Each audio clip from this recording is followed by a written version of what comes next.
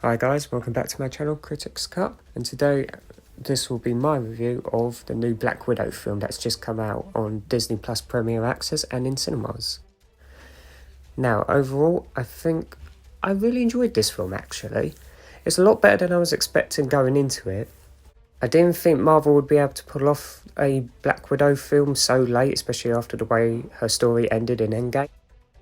I think this was definitely a great addition to the MCU, and putting this in chronological order before Infinity War and after Civil War, this would be a great watch back to back, as well as it leads into Infinity War very naturally.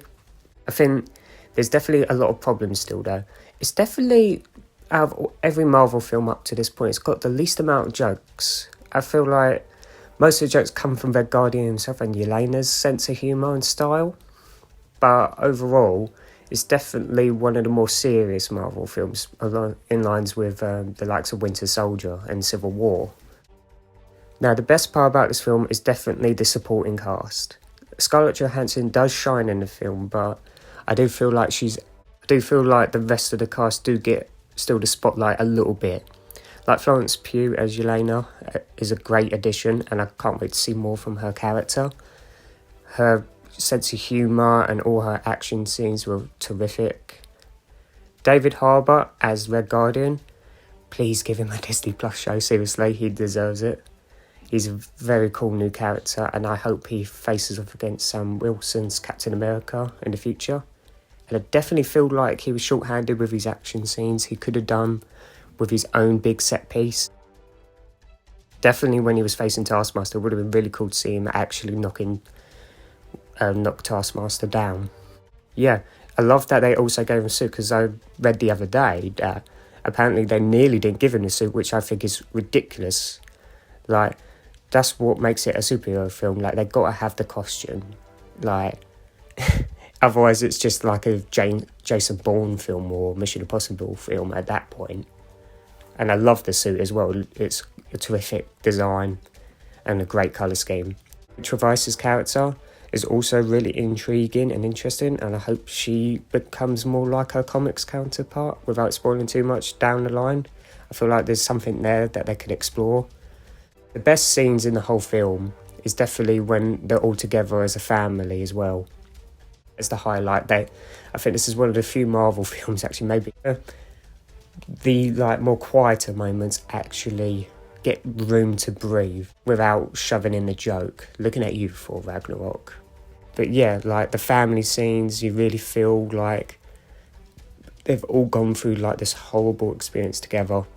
And for all of them to still be around, but also having to carry around their own demons, was really well done and well handled, I thought.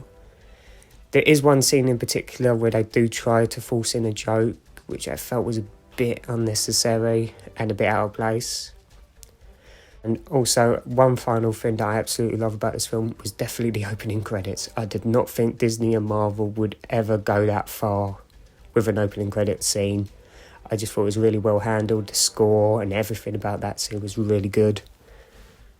Now, on to my disappointments.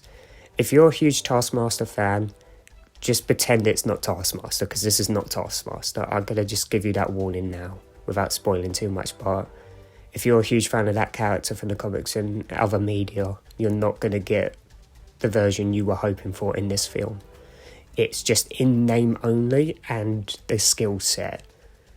There's some good scenes with that character, but I don't know, it felt like it was just a bit of a waste, really, to be honest. It's basically like the Mandarin from Iron Man 3. They really don't do much with the character. And the twist I actually called. As soon as I saw a particular character, you know exactly who it is under that mask. Throw in some red herrings though. There are other characters where you think, oh, it could be this character, it could be that character. But to be honest, I'm kind of shocked that I actually guessed the exact character it ended up being under the mask, without spoiling it. There is an end credit scene, but it's right at the end, just to let you all know. It's definitely worth sticking around, but definitely exactly what I thought it was going to be, but then they add a little bit more to that scene, which gets me very excited for a future project coming up later this year. So yeah, definitely stick around for the credits. Even if you think it's exactly what I thought, trust me, there's a little bit more afterwards. The main villain with the Red Room and all that stuff was okay, but I felt it was a bit weird that this whole organisation's been around in the MCU and no one's bothered to look into them or found out about what they've been up to, and no one up until this point has done anything about it. Like, seriously, like S.H.I.E.L.D. never knew about this, or the Avengers. It's kind of crazy. Overall, this movie should have come out in like 2016, 2017, and definitely should have been the first female-led superhero from Marvel instead of Captain Marvel. It's just a shame, really, that Scarlett Johansson's not going to get a full trilogy like all the other male counterpart Avengers, except from The Incredible Hulk, but that's Universal. And Hawkeye, literally, it's kind of funny when you think about it, like, Black Widow and Hawkeye, they get the biggest downgrades. Like, Black Widow gets one film, and Hawkeye gets even less so with a TV show. But, who knows, maybe the Hawkeye show will be fantastic. Still looking forward to Hayley Steinfeld's Kate Bishop and that, and all the other characters they're introducing. And I'm really intrigued where all this is going forward. Overall, though, but the future of the MCU itself, I really don't know where they're going to go with all this stuff. Like, they're juggling so many things, and with each new project that has come out, it's a lot. Like, this film introduces so many side characters, it's insane. Like, Marvel should really start looking backwards with the characters they do have already and start roping them in like they did with Jimmy Woo and Darcy in WandaVision. They should definitely start looking back and bringing back other characters, because there's just getting too many characters to keep track of at this point. And then also trying to find a place for them in future films going forward. But yeah, that's it, guys, for overall on my thoughts on Black Widow. Overall, I would recommend it. It's definitely worth a watch, especially if you haven't gotten to a cinema recently. Like, this was the first time my dad's gone back to the cinema since cinemas reopened in the UK. And he had a blast. We both had a blast. It's a great film. It's definitely, like, it's not like the highest caliber film ever made, but it's good enough that you'll have a good time at the cinema, and I'd love to hear all your opinions down below in the comments. So yeah, that's it. Please remember to like and subscribe, and I'll talk to you all again in the next video. Bye.